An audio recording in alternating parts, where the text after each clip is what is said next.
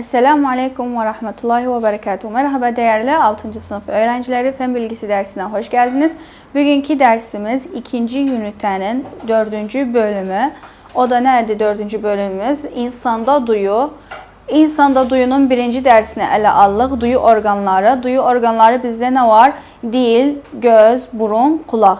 4 duyu organı var. Bunları tek tek ele alarıq. Ondan sonra 2. dersimiz derinin yapısı ve görevləridir. O deri de başka bir konudur. Onu da sonra ele alarıq. Önce bunları şərh edərik, duyu organlarını. Sonra deriye geçərik. Bizim burada bu sayfada bu dersin sonunda duyu organlarının çalışma mekanizmalarını öğrenirim. Duyu organlarını oluşturan yapıları adlandırırım. Duyu organlarının sağlığını korumak için sağlıklı alışkanlıklar edinirim. Direkt konuya geçelim. Birinci konumuz nədir? Duyu organlarında göz. Geçək burada ana fikir varımızda. Ana fikri oxuyağın. İnsanda duyu organları göz, kulak, burun, dil ve deriden ibarettir. Bu organlar farklı yapılarda ve farklı görevleri vardır. İndi bunların yapıları da görevlerini ele alarıq. Her birisinin bir yapısı var, bir de bir görev var. Bizim burada kelime dağarcağımız var. Bu kelime dağarcağı dediğim geri defterde bulunsun. Kelime dağarcağımız nədir? Göz akı, koroid, göz bebeği, retina, dış kulak, orta kulak, iç kulak, tat tomurcukları.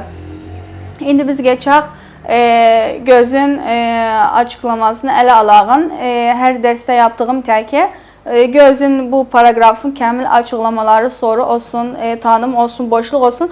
Bunları hepsi malzemede yapmışıq. Geçək malzemede. Baxağın göz konusunda nelerimiz var? Gözde birinci boşluğumuz var. Bu boşlukta nədir? Gözler görme organıdır. Gözler nədir? Görme organıdır. Bu zaten müəllimdir. Belə fazla çok şey istemez de. Aynı vaxtda doğru yanlış da gələ bilər. Ondan sonra burada bizim bir sorumuz var. Göz kaç göz kapağı ile kapatılır? Cevap 2 göz kapağı. Bunlar da nədir? Üst göz kapağı, bir de alt göz kapağı. Geçək burada resimde gösterim size. Bakın bizim burada göz kapağı varımızdı. Burada işaretleri bizim için. Her insanın gözünde 2 kapak var. O da nedir? Üst göz kapağı ile alt göz kapağı. Bakın burada resimde zaten işaret yapıptı. Yazıp sizin için göz kapağı. Birden arda varımızdı. Alt göz kapağı varımızdı. Bunların bu göz kapaklarının da her birinin bir görevi, bir ödevi var. İndi bunları da ele alağın. Geçək bir de malzememize. Bakın burada sorumuz var. Sorumuz nedir bize? Göz kapağının görevleri nelerdir? Göz kapağını indi dedik. Üst göz kapağı ile alt göz kapağı var.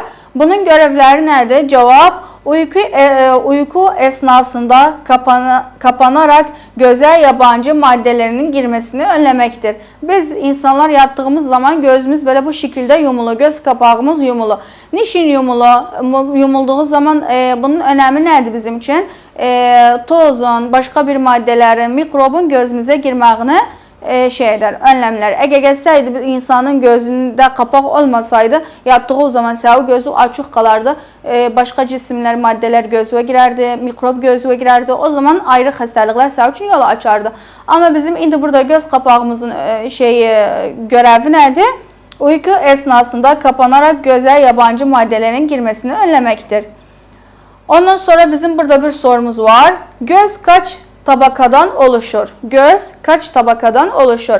Cevap 3 tabakada. Onlar da nedir? Dış tabaka adı skelera, ikinci orta tabaka kordina adı diyebilirik özne, üçüncü iç tabaka retina adı da diyebilirik özne. Buradan biraz kitaba dönəğin gösterim size. Göz kapaklarının resimleri, retina 3. tabakada, bir de mercek varımızda. Bunları indi ele alasız. Ele alarıq özüm. Bakın burada zaten bizim burada soru şeklinde yazılıbdı bizim için. Göz 3 tabakadan oluşur. Bunlar dış tabaka, orta tabaka, bir de iç tabaka. Aynı vaxtda biz bu tabakalara ne diyebilirik? Dış tabakaya skiller de denir.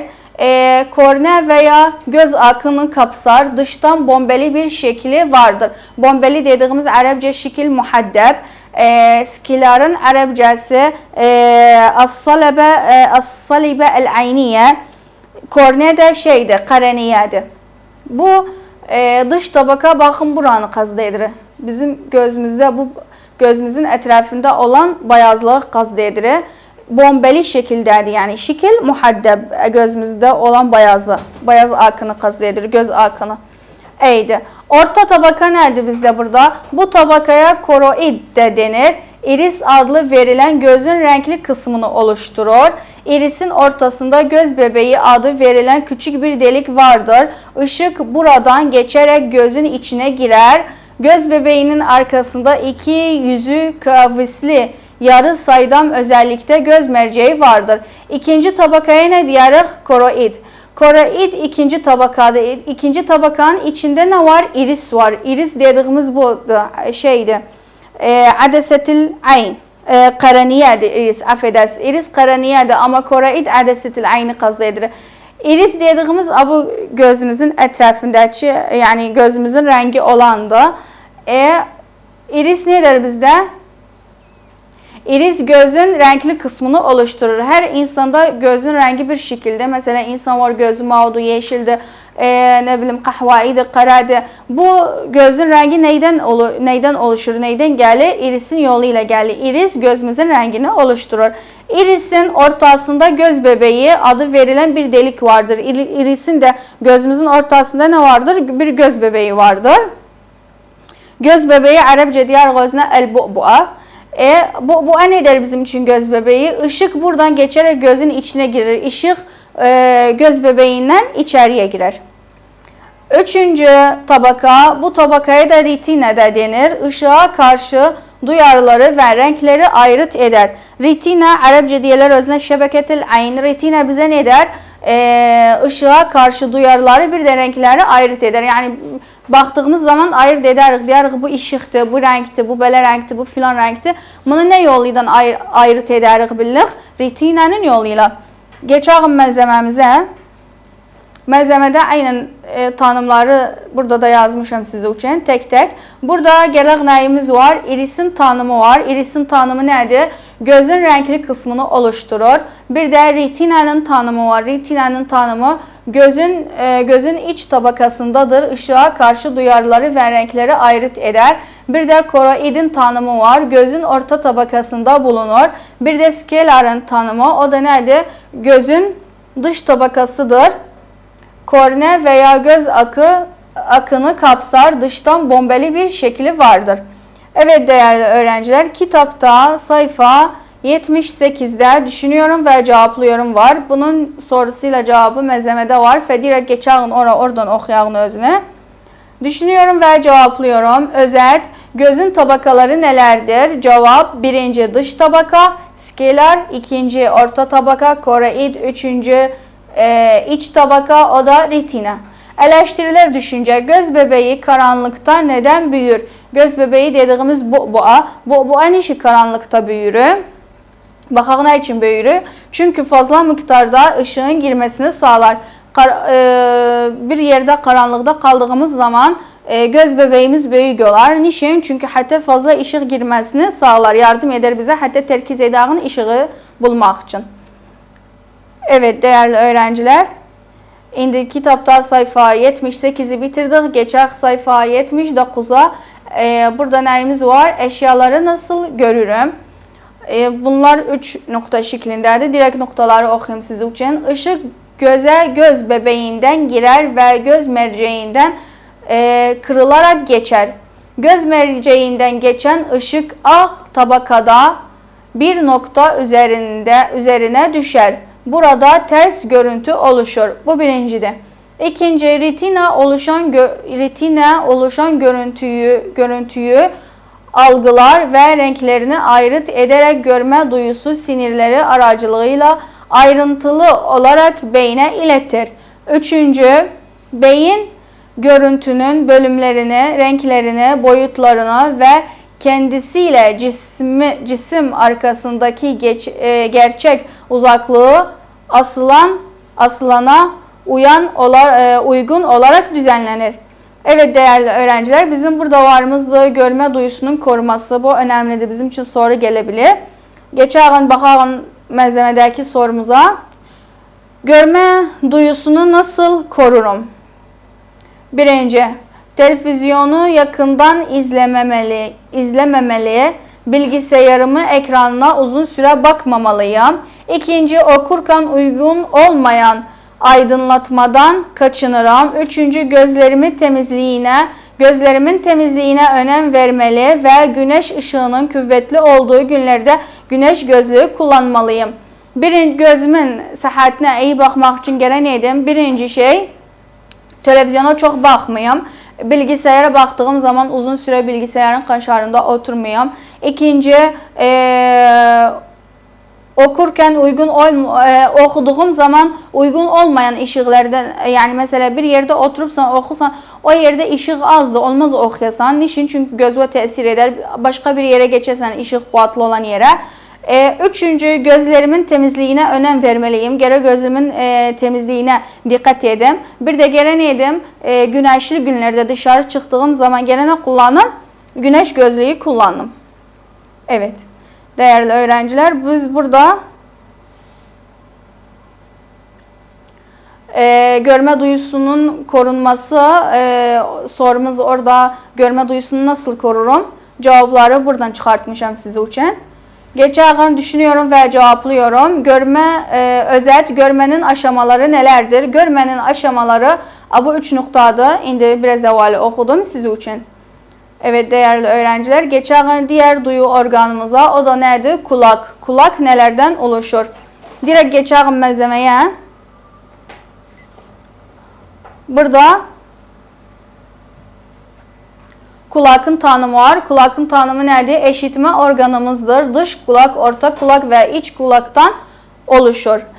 Bizim burada bir sorumuz var. Kulağın yapısı hangi bölümlerden oluşur?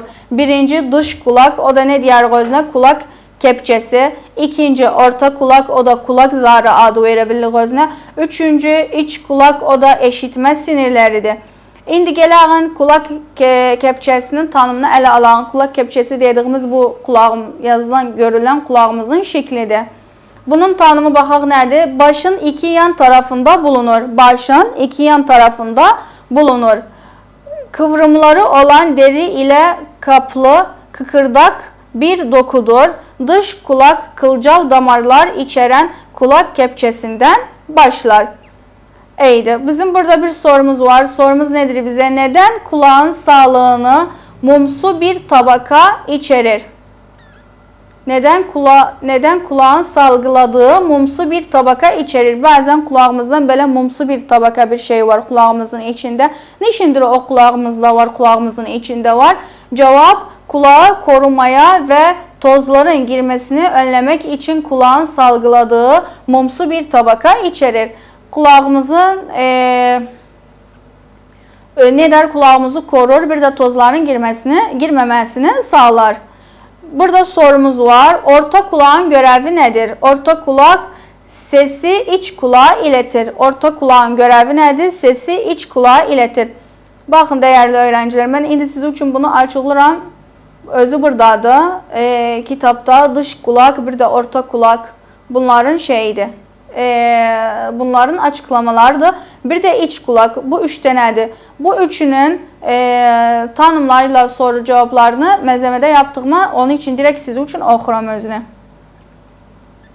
Bir ayrı sorumuz daha var. İç kulağın görevi nedir? İç kulağın görevi nedir? Eşitme sinirlerine bağlanarak duyulan sesleri yorumlaması için beyne iletir.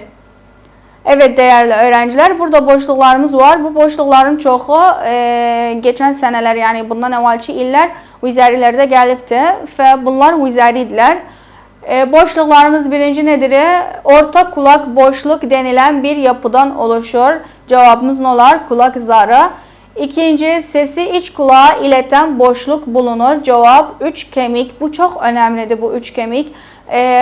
Boşluk şeklinde gelmese seçenek şeklinde gəlir, doğru yanlış şeklinde gəlir, yəni bəzən də soru şeklinde gəlir və çox diqqət eləyin özünə. Üçüncü, iç kulak boşluk bağlanır. Cevap eşitme sinirlerine bağlanır. Bizim burada bir sorumuza geçmeden ne var? Geçelim direkt kitabımıza. Kitabımızda neyimiz var? Eşitme işleminin aşamaları. O da nedir? Birinci, kulak kepçesi ses dalgalarını toplar ve kulak zarına iletir. İkinci, kulak zarı titrer ve bunun sonucunda orta kulak kemikleri hareket eder. Üçüncü, titreşim iç kulağa ulaşır. Dördüncü, titreşimler uyartılara dönüşerek iletişim sinirleri aracılığıyla beyine iletilir. Beyin bu sesleri değerlendirmek, yorumlar. Burada bizim neyimiz var? Eşitme sağlığının korunması. Burada sorumuz var. Eşitme sağlığını nasıl korurum? Cevap: birinci, kulak temizliğine önem veririm. Gerek kulağımın her vakit temiz olduğuna dikkat edin, önem verin. İkinci, aşırı görüntülü, rahatsız edici seslerden uzak durmalıyım. Bir yerde mesela çok ses var ise, hosa var ise oradan gelen uzak durağın. Çünkü kulağımıza tesir eder.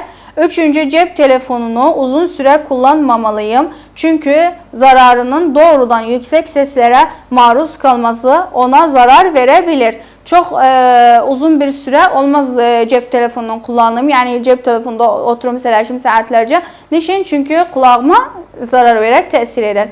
Bizim burada bir nedenimiz var. Neden cep telefonunu uzun süre kullanmamalıyım? Cevap: çünkü zararının doğrudan yüksek seslere maruz kalması ona zarar verebilir. Evet, geçelim kitaba. Kitapta sayfa 80'de düşünüyorum, cevaplıyorum varımızdı. Bunu geçelim malzemede bakalım özüne. Düşünüyorum ve cevaplıyorum. Sayfa 80.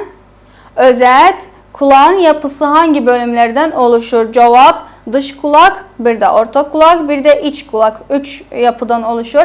Eleştiriler düşünce eşitme olayının havanın rolünü açıklıyorum. Cevap: hava ses için bir ortam görevi görür. Evet değerli öğrenciler, bugünkü dersimiz bu kadar. Gelecek dersle görüşmek üzere. Hoşça kalın.